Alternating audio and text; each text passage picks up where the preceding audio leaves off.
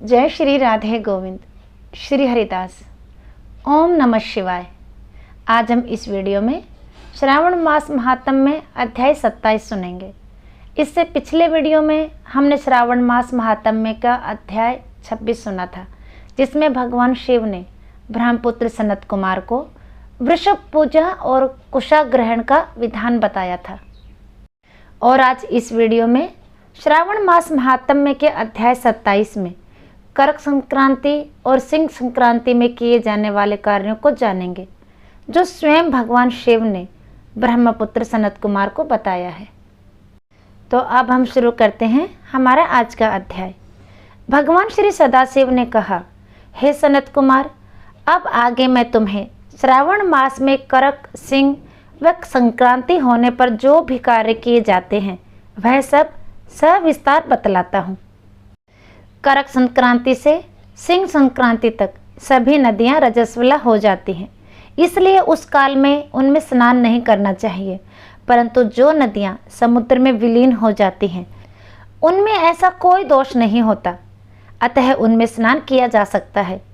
कुछ पुण्य आत्माओं व ऋषियों व महर्षि अगस्त्य के मतानुसार करक संक्रांति से दक्षिण दिशाओं में मौजूद अगस्त्य के उदय काल तक नदियाँ रजस्वला होती हैं। गर्मियों में पृथ्वी पर ही सूख जाने वाली नदियाँ तब तक रजस्वला ही रहती हैं।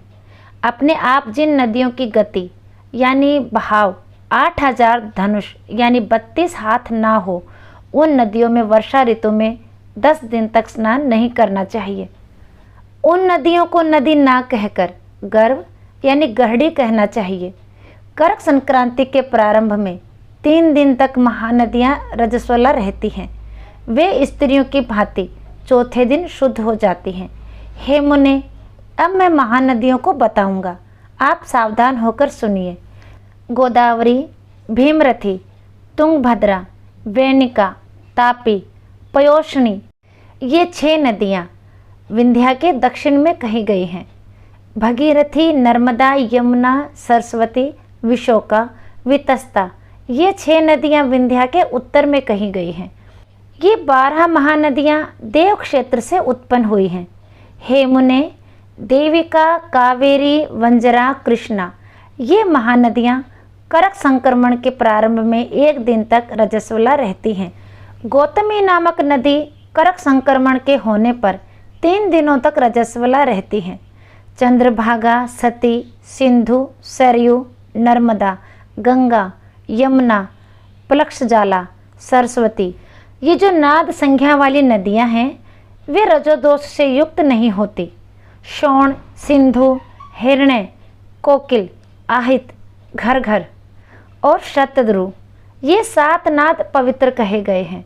धर्म द्रव्यमयी गंगा, पवित्र यमुना तथा सरस्वती, ये नदियां गुप्त रजोदोष वाली होती हैं, अतः ये सभी अवस्थाओं में निर्मल रहती हैं। जल का यह रजोदोष नदी तट पर रहने वालों को नहीं होता। रजोधर्म से दूषित जल भी गंगा जल से पवित्र हो जाता है।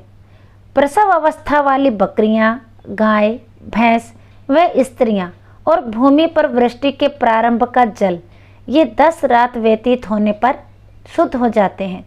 कुएं तथा बावली के अभाव में अन्य नदियों का जल अमृत होता है। रजोधर्म से दूषित काल में भी ग्राम भोग नदी दोष में नहीं होती। दूसरों के द्वारा भरवाए गए जल में रजोदोष नहीं होता है। उपाकर्म में, उत्सर्ग कृत्य में, प्रातः काल के स्नान में, विपत्तियों में, सूर्य ग्रहण काल में तथा चंद्र ग्रहण काल में रजोदोष नहीं होता है।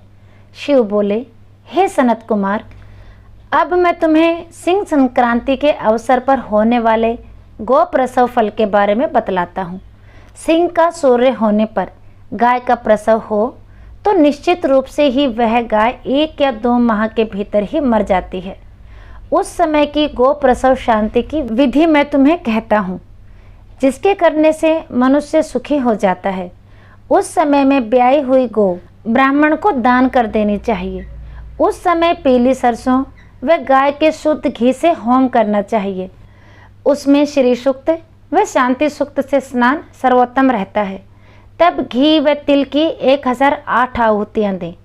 व्रत के पश्चात ब्राह्मण को उचित मात्रा में दक्षिणा अवश्य ही दें। सिंह राशि में सूर्य आ जाने पर यदि गो प्रसव हो तो वह अवश्य ही अनिष्टकारी होता है। अतः अस्यावाम व तद विष्णु अर्थात इन 2 सूक्तों से भी तिल व घी से 108 होम कराना चाहिए। मृत्युंजय नियम से 10,000 होम भी कराए जाने चाहिए। इसमें मनुष्यों को किसी प्रकार का भय नहीं रहता। इसी तरह श्रावण मास में घोड़ी ब्याई हो तो शांति करने से दोष मिट जाता है। अब हे पुत्र, मैं तुम्हें श्रावण मास में कर्क या सिंह की संक्रांति में दिए जाने वाले शुभ दान को बतलाता हूँ। कर्क के सूर्य में संक्रांति होने पर घी का, सिंह संक्रांति होने पर छाता या सोना दान स्वरूप दें। वस्त्र दान से भी इस मास में शुभ फल प्राप्त होता है। इस मास में प्रभु प्रेम के लिए व्रती को घृत कलश, घृत धेनु व फल दान स्वरूप देना चाहिए। वर्ष के अन्य महीनों की अपेक्षा इस माह में किए गए दान अनंत व अमर फलदायक होते हैं। प्रभु को यह मास सर्वाधिक प्रिय है। मुझे तो इस मास के आने की सर्वदा ही प्रतीक्षा रहती है। जो प्राणी इस मास में व्रत करता है वह तो मेरी कृपा का विशेष अधिकारी होता है। उसका कारण यह है कि ब्राह्मणों के नरेश चंद्रमा और प्रत्यक्ष देव सूर्य मेरी तो आँखें हैं। इस मास में प्रातः ही उठकर स्नान करने वाला पूरे वर्ष के स्नान का फल पा जाता है। जो ऐसा नहीं करता उसके वर्ष भर के सभी स्नान पुण्य फल व्यर्थ हो जाते हैं। व्रती प्राणी को यह संकल्प करना चाहिए, हे महाप्रभु, हे कृपा सिंधु, मेरे कार्य निर्विघ्न संपूर्ण हो। व्रती को स्नान के बाद शिव पूजन करना चाहिए और पूरे मास श्रद्धा और भक्ति भाव से कथा और महात्म्य का श्रवण करना चाहिए।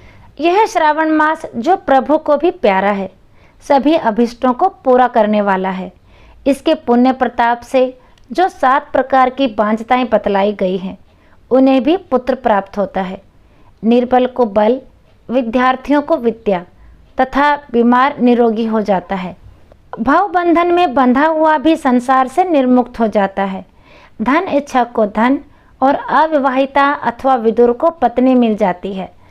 शिव बोले, हे वत्स, व्रती की समस्त अभिलाषाएं पूर्ण हो जाती हैं। वह मरणोपरांत भी मेरे धाम में ही स्थान पाता है।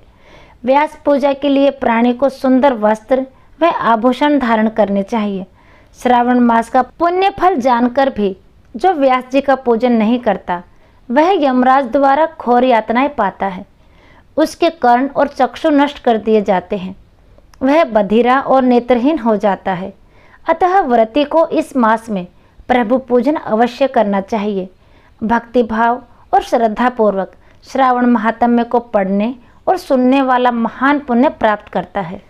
इस प्रकार श्री स्कंद पुराण के अंतर्गत ईश्वर सनत कुमार संवाद में श्रावण मास महात्म्य में नदी रजोदोष, सिंह गोप्रसव, सिंह कर्कट, श्रावण स्तुतिवाचक पूजा कथन नामक 27वां अध्याय संपूर्ण। आज का वीडियो यहीं तक। फिर मिलेंगे अगले वीडियो में। तब तक के लिए सभी को प्रेम भरी राधे राधे। ओम नमः शिवाय। भगवान भोलेनाथ आप सब पर अपनी असीम कृपा बनाए रखे।